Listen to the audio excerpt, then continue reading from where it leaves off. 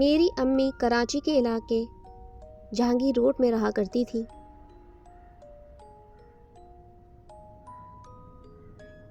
وہ بتاتی ہیں کہ جن دنوں ان کی عمر تقریباً 10 سال تھی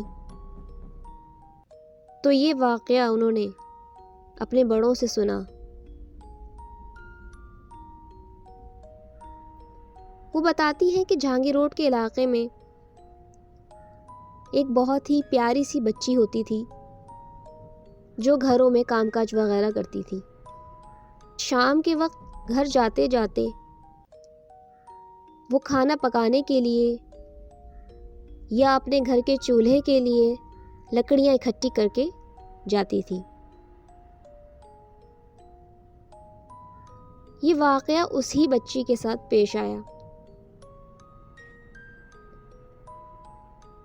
وہ بتاتی ہے کہ ایک شام وہ بچی حسب معمول گھر جاتے سمے کھانا پکانے کے لیے لکڑیاں اکٹھی کر رہی تھی۔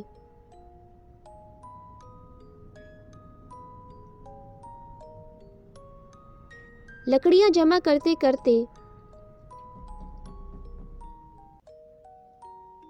وہ ایک گلی میں مڑ گئی اور اسے سڑک پر کافی ساری لکڑیاں ملتی جا رہی تھیں، اور ایک لکڑی اٹھانے کے بعد جو دوسری لکڑی اسے نظر آتی تھی وہ کچھ فاصلے پر ہوتی تھی۔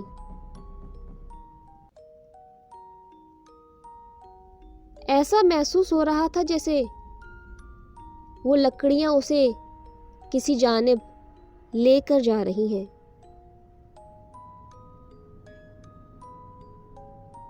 لیکن چونکہ وہ بچی چھوٹی تھی اور کمسن تھی تو وہ یہ سمجھ نہیں پا رہی تھی اور وہ لکڑیاں چننے کے خاطر آگے بڑھتی جا رہی تھی۔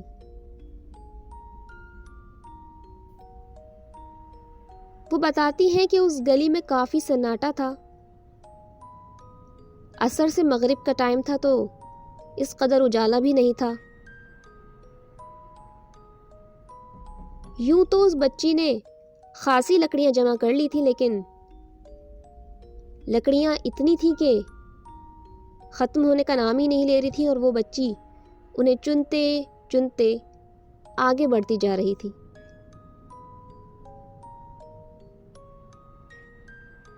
جب وہ لکڑیاں چنتے چنتے ایک گھر کے پاس پہنچ گئی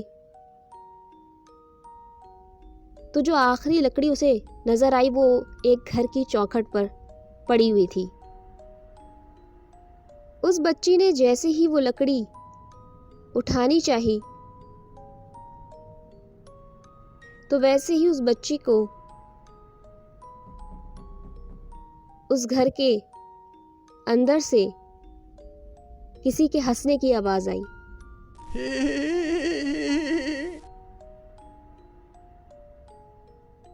اور وہ آواز اتنی خوفناک تھی کہ وہ بچی ڈر گئی اور پیچھے ہٹ گئی۔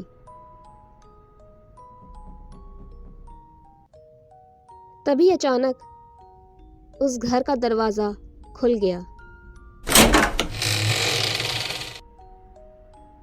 وہ بچی ڈر کے مارے مزید پیچھے ہو گئی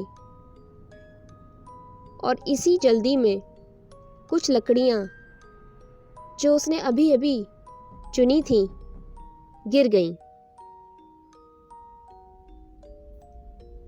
وہ بچی ان گرتی ہوئی لکڑیوں کو سنبھالنے کے لیے جیسے ہی کوشش کرنے لگی تو اس کی نظر اس گھر کے کھلے ہوئے دروازے پر پڑی، اور وہاں اس نے جو مخلوق دیکھی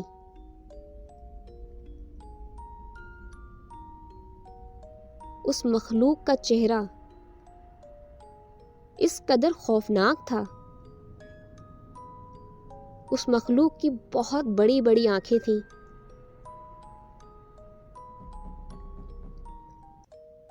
اور ان آنکھوں کو دیکھ کر لگ رہا تھا جیسے ان میں خون اترا ہو۔ وہ بچی بتاتی ہے کہ اس مخلوق کی جو زبان تھی وہ اس قدر لمبی تھی کہ ایسا لگ رہا تھا جیسے گوشت کا کوئی کٹا ہوا ٹکڑا خون میں لت پت اس کے منہ سے باہر آ رہا ہو۔ اس بچی نے جیسے ہی اس مخلوق کو دیکھا اور اس مخلوق کا یہ روپ دیکھا تو وہ بچی سب کچھ چھوڑ چھاڑ کر بھاگ نکلی۔ امی بتاتی ہے کہ اس بچی کی طبیعت کافی دنوں تک خراب رہی اور اس بچی نے جو واقعہ بتایا وہ پورے محلے میں زبان زد عام ہو گیا، اور تب جا کر لوگوں کو معلوم ہوا کہ وہ گھر کئی سالوں سے خالی پڑا تھا اور وہاں پر اب کوئی نہیں رہتا۔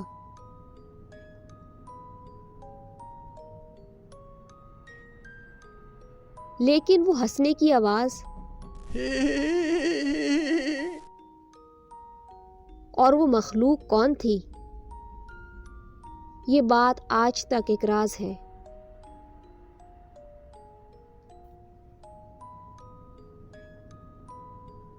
فرینڈز، اگر آپ بھی چاہتے ہیں کہ آپ کی بھی کوئی اسٹوری میں اپنے چینل پہ پوسٹ کروں تو آپ لوگ مجھے ای میل کر سکتے ہیں، اور اگر آپ نے ابھی تک میرا YouTube channel horror stories with Rabab subscribe نہیں کیا ہے تو پلیز اسے سبسکرائب کر دیں۔ میں ملوں گی آپ سے ایک اور اسٹوری کے ساتھ۔ ٹل دین، ٹیک کیئر، اللہ حافظ۔